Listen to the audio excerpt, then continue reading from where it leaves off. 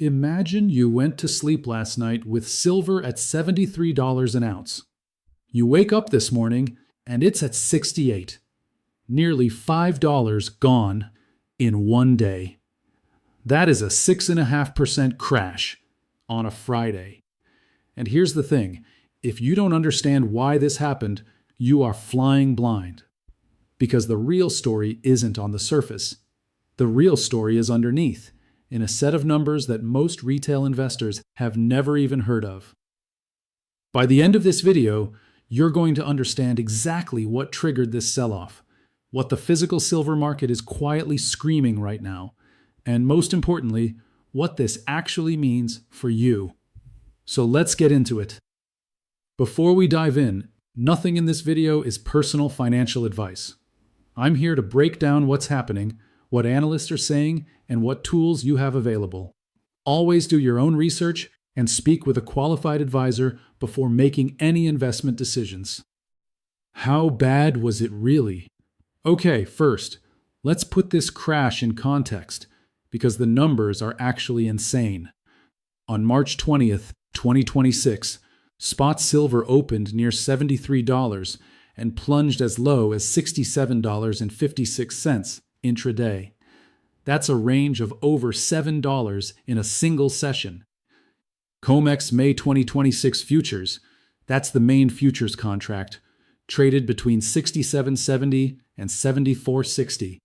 Absolutely wild volatility. By the close, spot silver was hovering around $68, down roughly 6.5% to 7% on the day.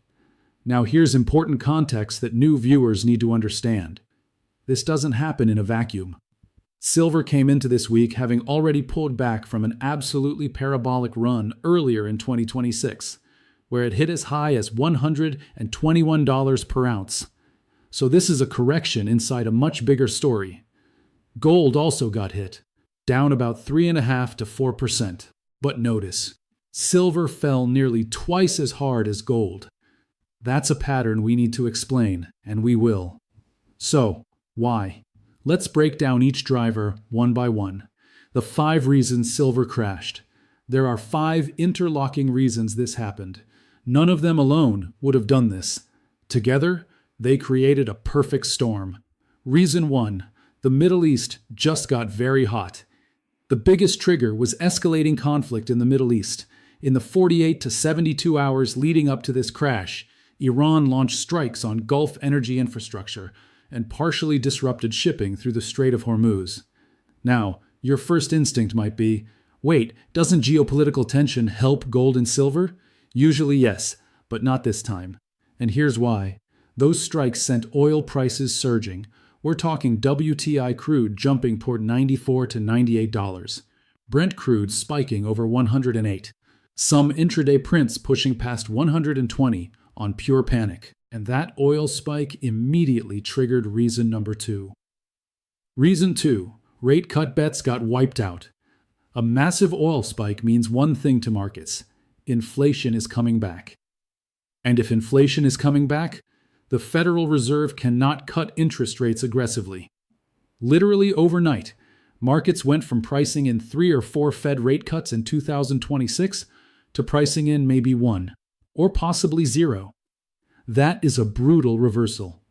And here's why it matters so much for silver. Silver doesn't pay you interest. It just sits there. So when interest rates are expected to stay high, investors prefer things that pay them a return, like bonds. Silver becomes less attractive immediately. This is the core mechanism. Write this down if you're new to precious metals. Reason 3. The dollar surged. When rate cut bets get priced out, the US dollar strengthens. The DXY, that's the dollar index, jumps sharply on March 20, and silver is priced in US dollars globally. So, when the dollar goes up, silver automatically becomes more expensive for buyers in every other currency. That kills demand from Europe, Asia, everywhere, and it pushes prices down. This is kryptonite for non-yielding assets. Gold and silver both got hit hard. Reason 4. Mass liquidation after an insane rally. Remember, Silver had already gone from below $30 to over $121 in this cycle. That is a 400% move. People have massive profits sitting in leveraged futures positions, ETFs, and options. When macro conditions shifted this violently, higher rates, stronger dollar, it triggered margin calls, forced selling, panic exit. Retail longs, leveraged ETF holders, and future speculators all got squeezed at the same time. This is called a deleveraging event, and it amplifies every other factor by 2 or 3 times. Reason 5. Silver's industrial side got scared. Here's the final piece, and this is where silver is structurally different from gold. About 50 to 60% of silver demand every single year comes from industry. Solar panels, electric vehicles, electronics, 5G infrastructure. These are real industrial orders. When markets suddenly fear that higher oil prices and higher interest rates will slow global economic growth, that industrial demand gets questioned. Solar factories, EV manufacturers, do they keep buying silver if the economy slows down? Gold doesn't have this problem. Gold is almost entirely a monetary and investment metal. That's why gold fell 4% and silver fell 7%. Silver has an extra vulnerability that gold doesn't. Okay, so that's the 5-reason storm. Now I want to show you something that most people covering this story are completely ignoring, and it's the most important chart in this entire video. The COMEX numbers nobody is talking about. Let me introduce you to COMEX. For those who are new, COMEX is the primary U.S. futures exchange where silver contracts are bought and sold. It also has a physical warehouse system where actual silver bars are stored. And there are 2 categories you need to know. Category 1, registered silver. This is the deliverable pile, silver that owners have specifically said is available for futures delivery. This is the number that really matters for supply stress. Category 2, eligible silver. This is silver stored in COMEX-approved vaults, but the owner hasn't made it available for delivery yet. It's there, but not necessarily available when you need it. Now, watch these numbers, because they are extraordinary. As of March 20th, 2026, registered silver stands at approximately 79.2 million ounces. That sounds like a lot, until you look at where it was. At its peak in April 2020, registered COMEX silver was over 300 million ounces. Today, we're at 79 million. That is a drop of nearly 75% in 6 years. Unprecedented in modern COMEX history. And here's the leverage number that should make your jaw drop.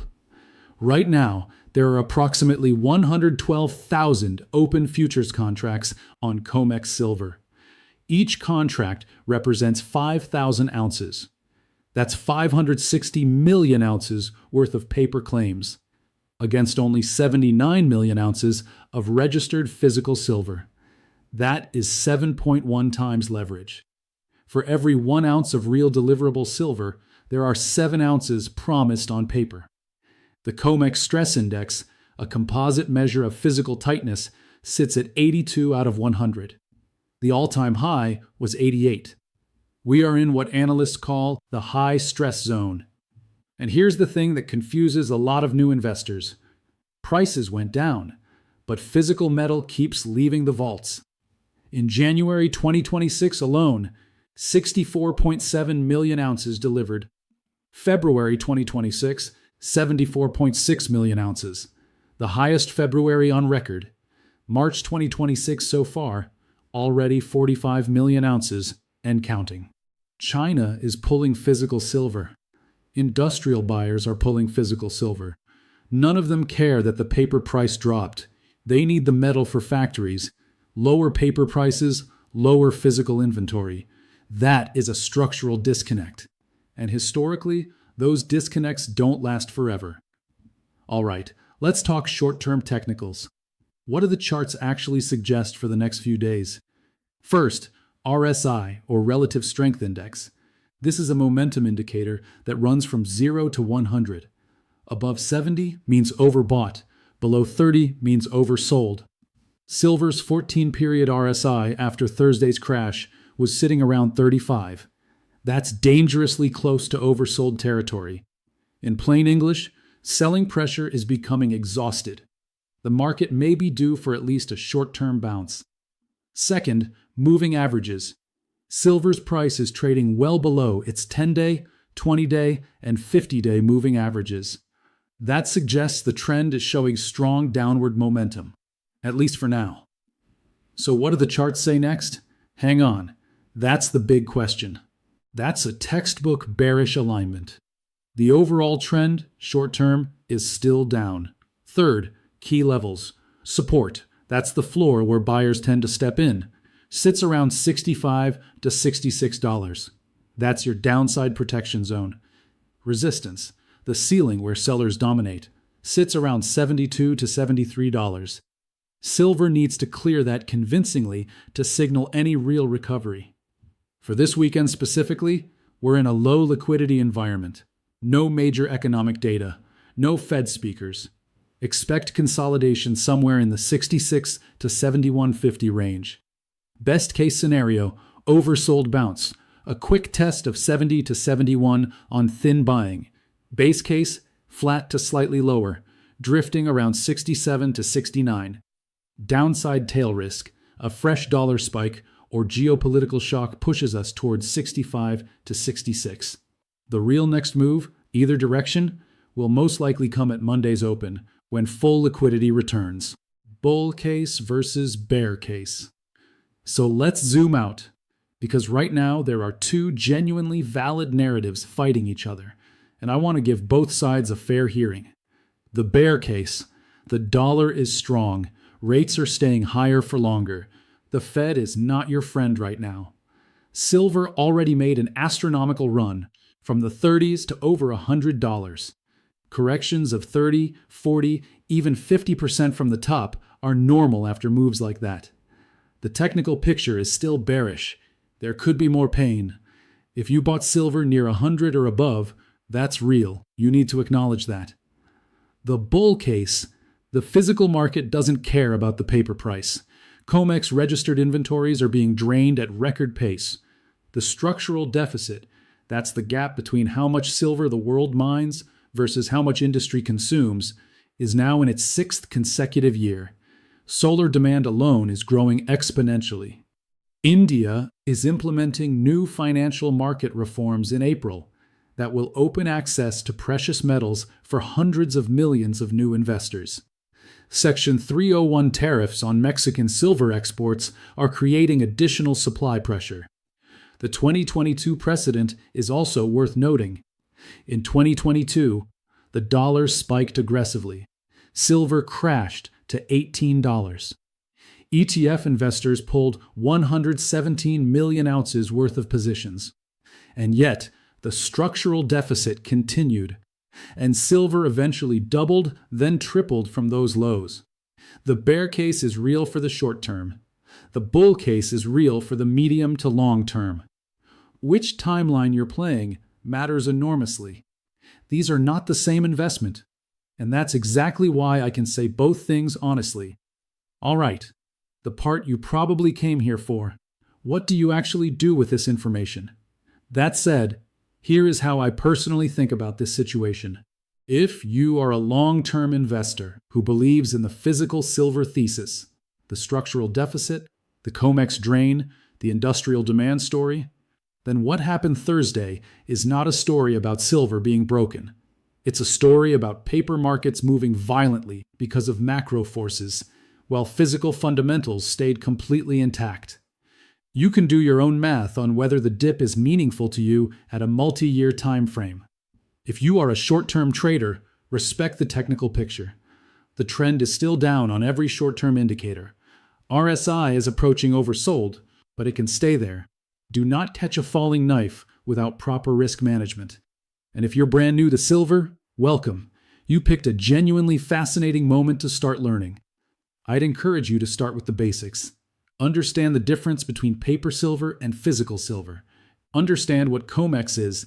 Understand how the gold-silver ratio works. Put a small position on if you're interested. Stay curious. I'll be watching Monday's open very closely. If you want to stay updated, subscribe and turn on notifications. I cover these markets in real time, and smash the like button if this video was useful. It genuinely helps this channel reach more people, and it's free. Here's the one thing I want you to walk away with from this video. Paper price went down. Physical silver kept leaving the vaults. Those two things cannot be true forever. At some point, they have to reconcile. When they do, it will be one of the most significant moves this market has ever seen. The question is not if, the question is when. And that's what makes this moment in silver absolutely worth paying attention to.